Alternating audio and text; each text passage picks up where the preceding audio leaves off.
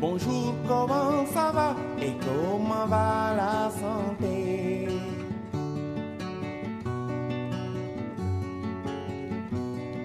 Bonjour, comment ça va et comment va la santé?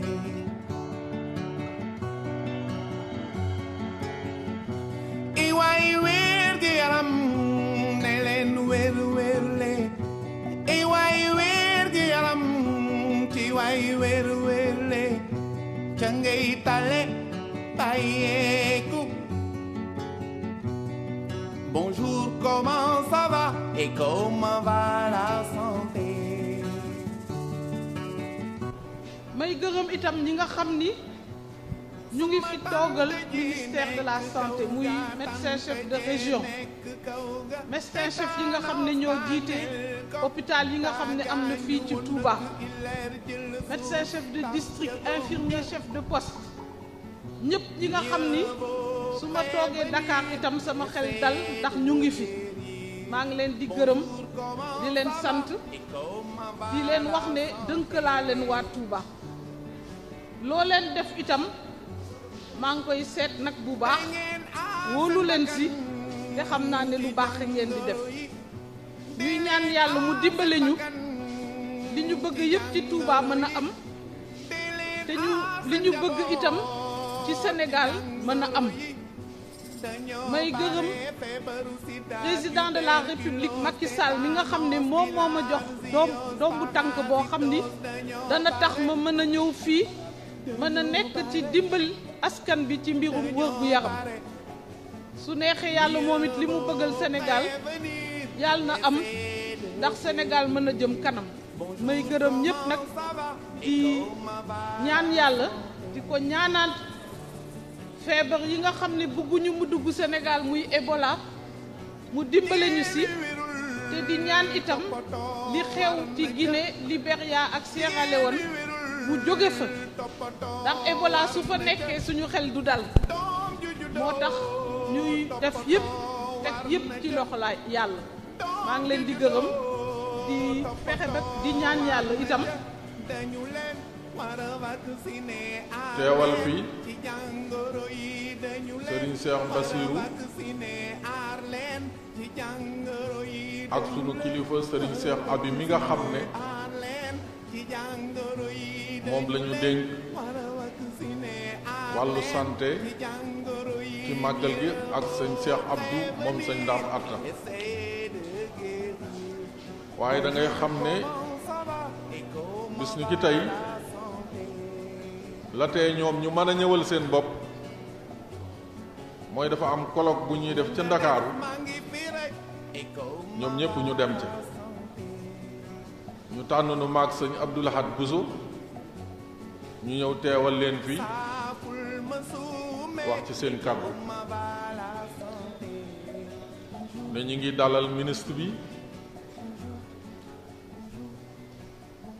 ñu waxoon ne bu ñëwee nu jottulil ko ak cant gu jóge ci ñoom jëm ci ministre bi ak i kilifaam président de la république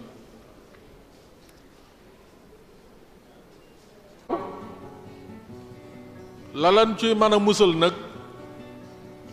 sëriñ bi moom ñaan na ndax sëriñ Touba ñaan na fii ci Matlabul Fawzayni kon la ca des mooy nu jëfe ko nag na ko sëriñ bi ñaane mooy ñoom ñi nga xam ne dañoo jàng wàllu paj nu bokk leen déglu teeylu bu baax te bañ a tàyyeel bu màggal géeyit kenn ku ci nekk lañ la digal yomb na wutal paani raxasu teg ci sa buntu kër teg ca saabu ku ñëw raxasu ca yàlla mën na laa musal ci jàngoro jooju ñuy séentu yàlla bu mu fi agsi kon sëriñ bi loolu la waxoon ne bu ñëwee nañ leen ko jottali te xam ne ndigal yii ñu fi digle te ñoom ñi nga xam ne ñooy digle loolu du seen jëmm dong nga tax dañoo bëgg réew mépp jag réew mépp wér kon nag sëriñ bi nee na ñépp topp ndigal yooyu wa assalaamu aleykum wa rahmatullahi wa barakaatu Donc, ce nom, Munawirul Bunyan Hafidati Cheikhul Khadim, nous a été donné. Je peux dire que nous avons été baptisés par le Khalif général des Mourites, l'actuel Khalif général, Cheikh Sidi Mokhtar Mbacké, que nous sommes venus voir dès que nous avons eu l'idée, depuis Dakar, de créer cette association des petites filles de Serigne Touba. Cette association rassemble toutes les descendantes directes de Serigne Touba et les descendantes de ses frères. Donc nous formons une même association et ce sont les descendantes de Serigne Touba vivant à Dakar. Munawirul Bunyan Hafidati Cheikhul Khadim, dès sa création, a eu des objectifs très précis, c'est-à-dire travailler dans le social, appuyer les femmes sénégalaises et de façon plus large les familles sénégalaises. Parce que quand on appuie les femmes, on appuie les familles. Alors, nous avons pensé que pour appuyer les femmes sénégalaises, il faut d'abord commencer par régler la question de la bonne santé dans la famille. Parce que sans bonne santé, une famille n'est pas stable, n'est pas équilibrée. Et la bonne santé commence d'abord par la bonne santé de la mère et de l'enfant. Donc notre première action a été d'aller rencontrer Madame le ministre de la Santé et de l'Action sociale, le professeur Awa Marie Coll Seck. Nous avons discuté avec elle, nous lui avons tendu nos mains et nous lui avons suggéré de travailler avec nous dans ce cadre-là, puisque sur la question de la santé au Sénégal, c'est elle qui a le leadership, c'est elle qui a les moyens. Donc, elle a répondu très favorablement à notre sollicitation et a accepté de nous accompagner. C'est ainsi que nous sommes ensemble ici à Touba aujourd'hui. Nous sommes ensemble depuis hier. Nous avons fait une caravane depuis Dakar. Nous nous sommes arrêtés à Ndangalma pour remettre des lots au centre de santé de Lambaye. On sait que Lambaye a eu le premier bébé de l'année musulmane, donc bébé Ashura comme on l'appelait. Et dans ce cadre-là, nous étions en partenariat avec le groupe Lamp Fall. Donc c'est ainsi que nous avons remis des cadeaux pour le bébé de Lambaye et des lots de matériel, du coton, des moustiquaires imprégnés, des gants pour les consultations au centre de santé de Lambaye qui manquait de beaucoup de choses. Voilà, nous entendons œuvrer dans le social, appuyer l'État dans ce sens parce qu'on sait que l'État ne peut pas tout faire. Et c'est ainsi qu'après Ndangalma, nous sommes allés à Diourbel, au niveau de l'hôpital Heinrich Lopke avec Madame le ministre de la Santé. Et aujourd'hui, nous sommes aussi passés par Mbacké pour remettre également des lots de dons, de moustiquaires, surtout de matériel de lavage des mains. Nous avons ensemble avec les techniciens du ministère de la Santé sensibiliser sur la question de la lutte contre le virus Ebola qui fait des ravages dans la sous-région. Nous prions Dieu que Ebola n'entre plus jamais au Sénégal. Et c'est dans ce sens-là que nous accompagnons. Nous sommes ensemble avec le secteur de la santé pour sensibiliser les populations de Touba, les populations de la région de Diourbel. Car comme vous le savez, le Magal de Touba, le grand Magal arrive à grands pas. Et les populations, les gens vont venir de partout dans le monde. Donc il faut dès maintenant se mettre à la sensibilisation, à l'action, expliquer aux populations ce qu'il faut faire, que les gens évitent tout le temps de se donner la main, que les gens se lavent les mains régulièrement. On peut se dire bonjour sans se serrer la main. Il y aura foule ici à partir de dans 2-3 semaines. Beaucoup de monde qui viendront de partout dans le monde. Ce sera difficilement contrôlable. Mais je pense qu'avec les actions de sensibilisation, de communication, d'information, d'éducation, on va y arriver et on aura, au-delà même de la lutte contre Ebola, un bon Magal, un excellent Magal sans maladie particulière si les populations suivent les conseils qui leur sont donnés. Donc voilà un peu le sens de notre démarche et de notre déplacement ici aujourd'hui à Touba. Nous avons formé une caravane depuis Dakar, depuis hier matin avec Madame le ministre de la Santé et ses équipes, toutes ces équipes réunies.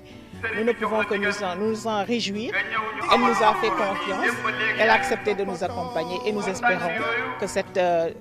cet accompagnement, ce compagnonnage sera pérenne. Mbacké, hier, nous avons passé pratiquement le reste de l'après-midi et nous avons même quitté tard dans la soirée. Et la sensibilisation a été vraiment à son niveau maximal sur ces questions de santé, sur des questions de propreté, sur des questions de prise en charge de la santé de la mère et de l'enfant. Nous avons été accompagnés véritablement de façon très favorable par le ministère de la Santé et les populations l'ont accueilli très favorablement. Aujourd'hui, on est en forum ici à Touba, toujours dans le même sens, puisque le Magal arrive, c'est un événement international. Il faut faire de sorte que toutes les garanties, toutes les mesures soient prises pour qu'il n'y ait aucun couac dans ce sens. Les services de l'État, notamment les services de la santé, sont à pied d'œuvre depuis de longs mois. Ils ont déjà constitué l'encadrement qu'il fallait. Ils sont en train de sensibiliser. Le service de l'éducation pour la santé est ici en permanence. Donc nous venons aider, renforcer, appuyer. Nous sommes Mounawirul Bouniane, Hafidati Cheikhoul Khadim, les petites filles de Serigne Touba. Et nous pensons que dans cette action déjà menée et déjà concoctée et mise en œuvre par le ministère de la Santé, nous ne pouvons pas rester les bras croisés. C'est pour ça que nous sommes venus nous aussi apporter notre pierre à l'édifice. Mais les populations sont déjà conscientes de cela. Mais comme on dit, la répétition est pédagogique. Il est important de toujours rappeler aux gens ce qu'il faut faire pour se prémunir, pour se préserver de certaines maladies. ñun nag bi ñu amee yéene taxawal association bi dañoo dem seeti Cheikh Sidi Mokhtar wax ko mu tudde ñu Mounawirul Bouniane muy leeruwaayu kër yi ñun nag bi mu ñu tuddee noonu ñu am nag ay yéene yu bari yu ñu war a def yéene yi mooy taxaw jigéen ñi ak xale yi ñu jàpp nag ni balaa jigéen wala xale di mën dara rawatina jigéen ñi bala ñoo mën a liggéey mën a dimbali seen bopp mën a taxaw seen borom kër ci kër yi faaw dañoo wér ba pare kon wér gi yaram dafa nekk loo xam ne da cee am solo moo tax nag ñu jàpp ni kon wér-gu-yaram noonu la ñu ñoree mënut a ñàkk ci li ñu war a def te ñu am yéene ju bari ñu ne nañ dem seeti madame la ministre de la santé professeur Eva Marie Coll Seck bi ñu demee tàllal ko suñuy loxo wax ko li ñu bëgg moom tamit ak taxawaayam ak yéeneem jim am ci wér-gu-yaram ci biir Sénégal ak taxawaayam bu rafet mu daal di ñuy tàllal moom tamit ñaari loxoom ñu daal di ne nañu ànd liggéey loolu moo waral démb ñu jóge Dakar def caravane bi ñu ñëwee ba ndàngal ma ñu taxaw fa gisanteeg waa centre de santé bi nekk Lambaye ndax ñun Mounawirul Bouniane groupe Lamp Fall communication dañoo nekk suñu ay naataango yoo xam dañuy ànd ak ñoom di liggéey ñuy suñuy mbokk taalibe lépp lu ñun ñu nekk ñoom ñu fekk ñu ci jàppale ñu ci te Serigne Touba rek tax ñuy jaare sax ci lii nii di ci profité di nuyu seen jëwrin di ko ziar léegi ñoom biñ ñu xamalee ni ñu centre de santé wu Lambaye dañoo manqué ay gants ak ay coton ak yu mel noonu ndax ren ganuk Achoura ga fa la feeñe woon te ñoom demoon nañ fa ba jot a seetlu loolu ñu xamal ñu ko ñu ne loolu jàmp na waaye ñun tam faaw ñu dugal ci suñu loxo ngir jëmi Serigne Touba rek ak jàppale yaay yi ak xale yi ci lañ wut dem ne nañ dem yóbbul leen ko léegi démb loolu moo waraloon suñu taxaw ci ndàngal ma bi ñu jógee foofu tamit dem nañ Njaareem gunge ministre bi ci hôpital Luque am cérémonie bu ñu fa def ba pare bi ñu jógee foofu ñu jaar suñu kër yaay soxna maam Daba Mbàkke mu sëñ Fall ñu koy ziyaaraale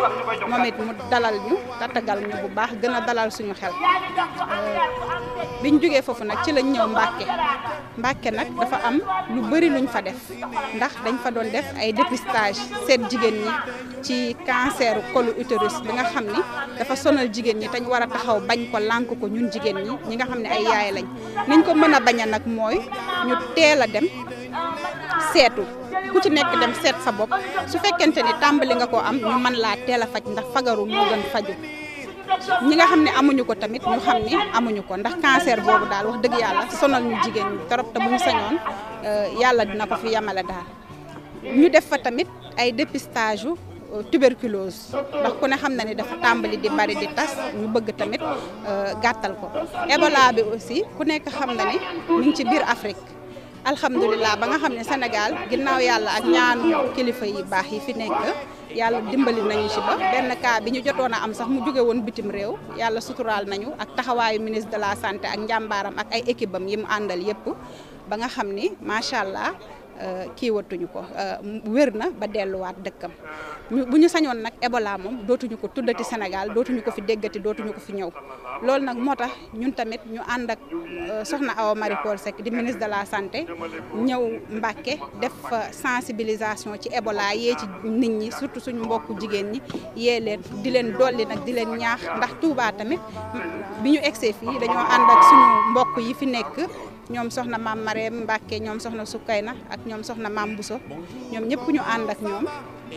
ngir dellu rek di ñaax waa dëkk bi ndax nag fii lañ dëkk Ndakaaru mooy suñuy tool fa la ñuy baye ñii dañ fay sëy moo leen fa yóbbu ñeneen ñi tamit liggéey moo leen fa yóbbu waaye ñun Touba lañ dëkk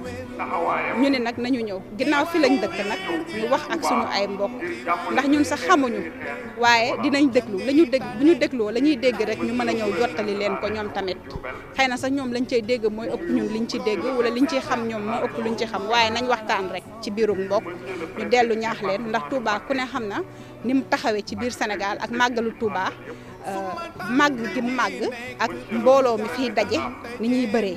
moo tax ñu ne nañ ñëw yi wax leen ni leen cet gi moom muy ci ñun ñii di ñëw di màggal si ak ñi fi nekk ñëpp kenn ku ci nekk loo ciy def rek doyul loo ci mën rek na nga ko yokk ministre bi sax mi ngi ñuy wax naan ñu dañuy teg dil ak yéen sëtu Sëñ Touba yi dil bi mooy sensibiliser leen wax leen ni nuyoo loxo joxante loxo bi nañ ko bàyyi ndax gënul ci Ebola bi mën nañuy def nii rek nee na mooy dil bi ñuy nuyoo nii rek su ko defee loolu lépp ci xeex Ebola la bokk te yaakaar naa ni xeex Ebola ñun ñëpp loolu moo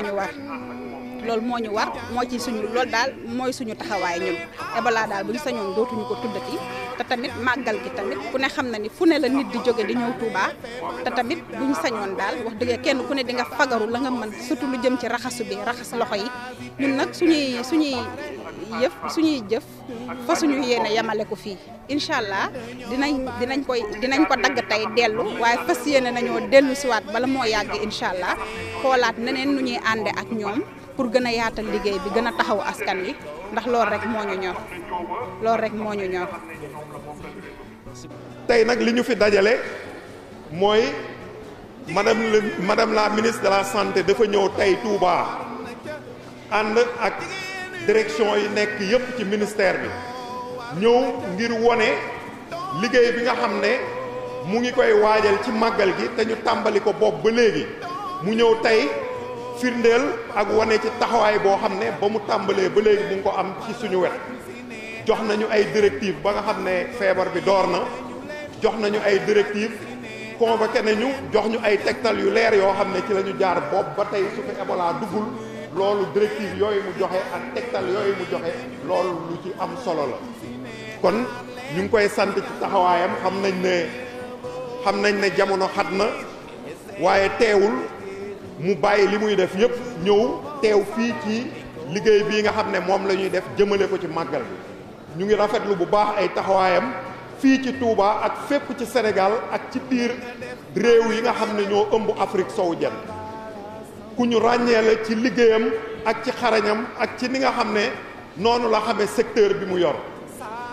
dem nañ ba suñu demee américains yi di ñëw di saytu liggéeyu Sénégal di ci jël ay leçons loolu ndam lu rëy la ci réew bi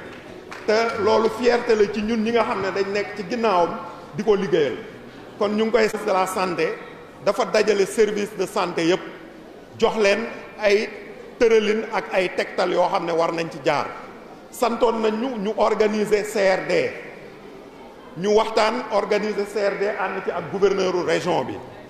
CRD boobu Diourbel lañ ko defee waxtaan nan la ñuy impliquer secteur yépp ci xeex boobu nga xam ne moom la ñuy xeex Ebola ndax kat Ebola du xeex boo xam ne secteur de la santé rek moo ko war a mëne c'est une lutte multisectorielle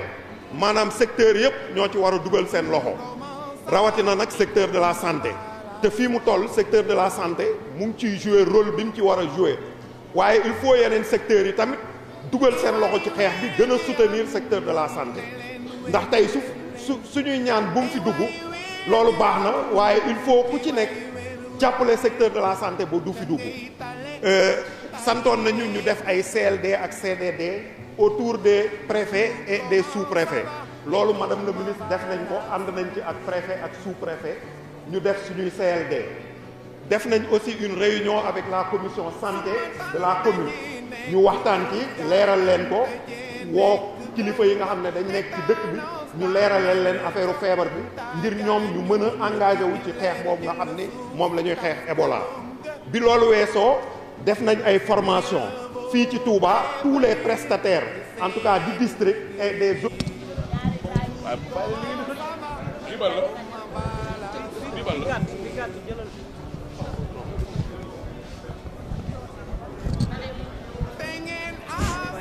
jël nga micro bi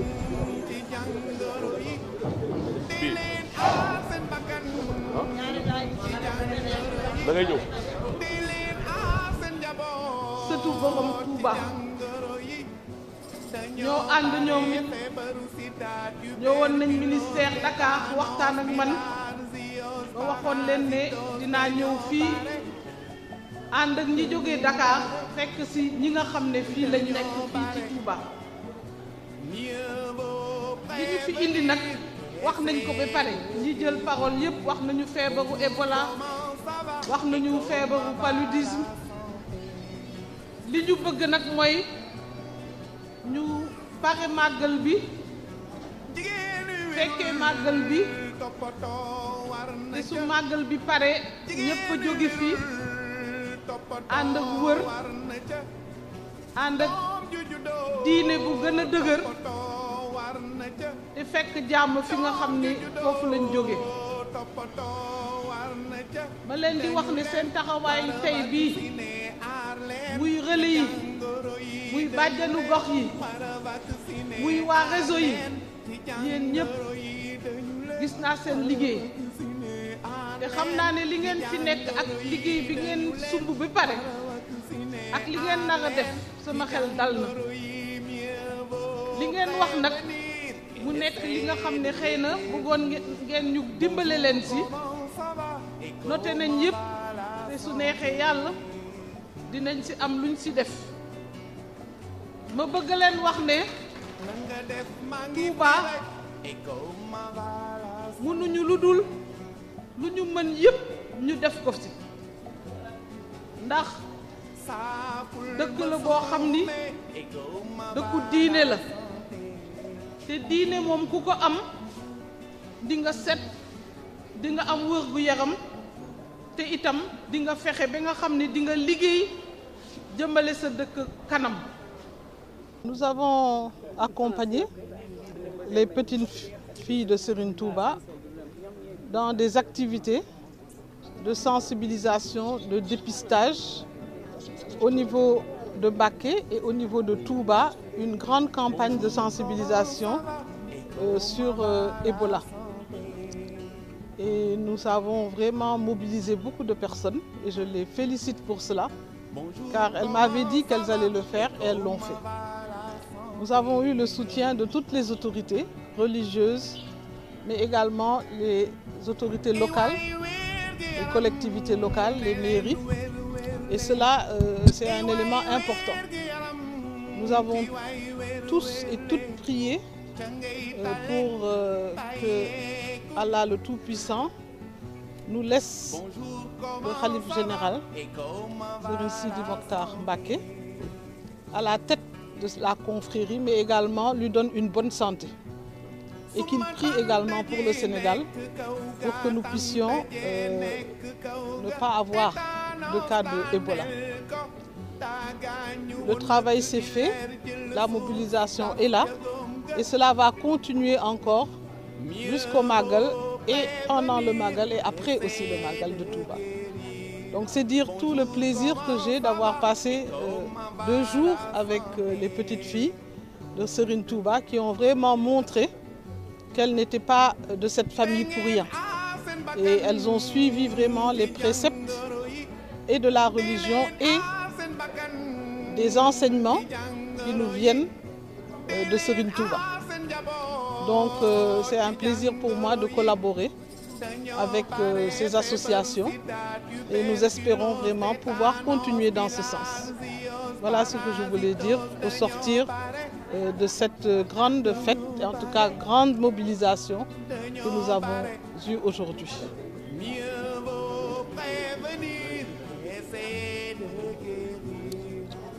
Alors avant cette rencontre,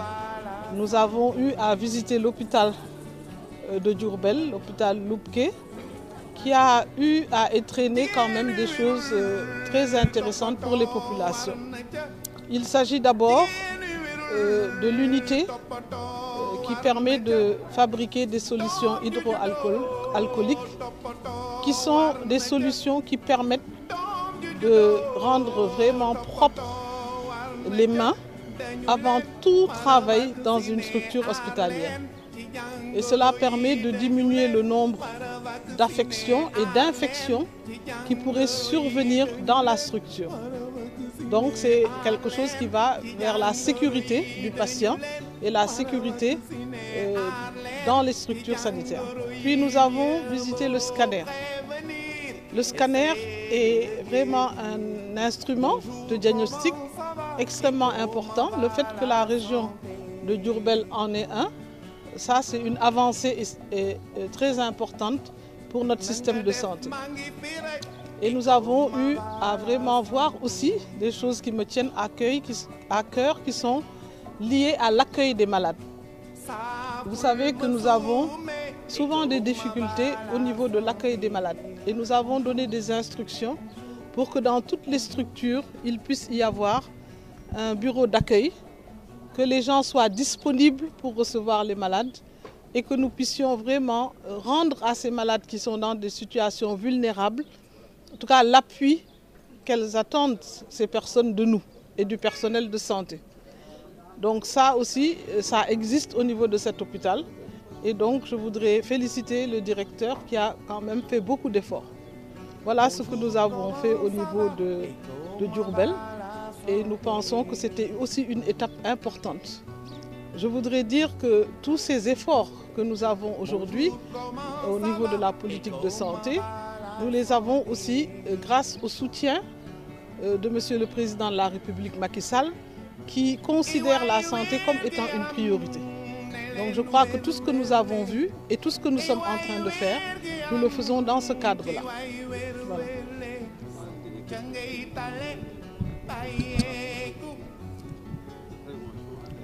Bonjour, comment ça va et comment va la santé?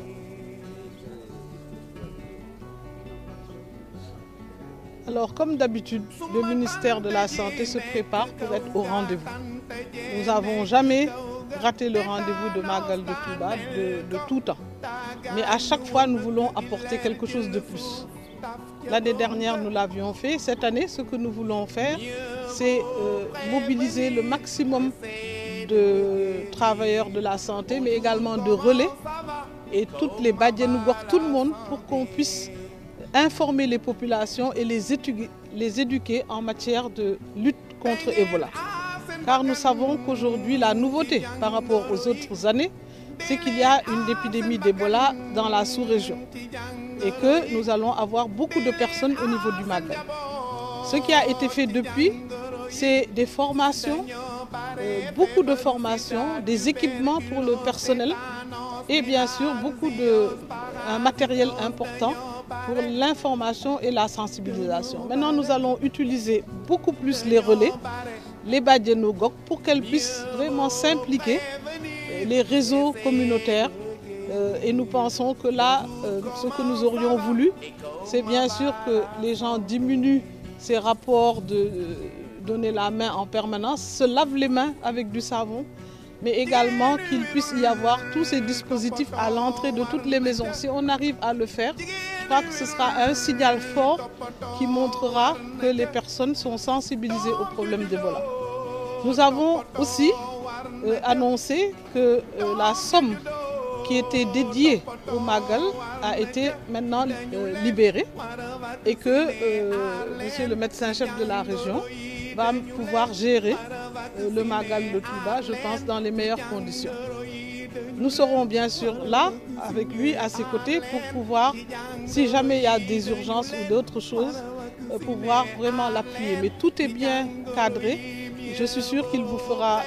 sans doute une autre conférence de presse pour bien expliquer. Mais ce qui est sûr, c'est qu'au niveau du système, nous pensons que vraiment nous pourrons être au rendez-vous du Magal avec beaucoup de succès et surtout de satisfaction des populations et de tous les leaders religieux, particulièrement du Khalife général, qui compte sur nous et qui prie pour nous pour que nous ayons des bons résultats.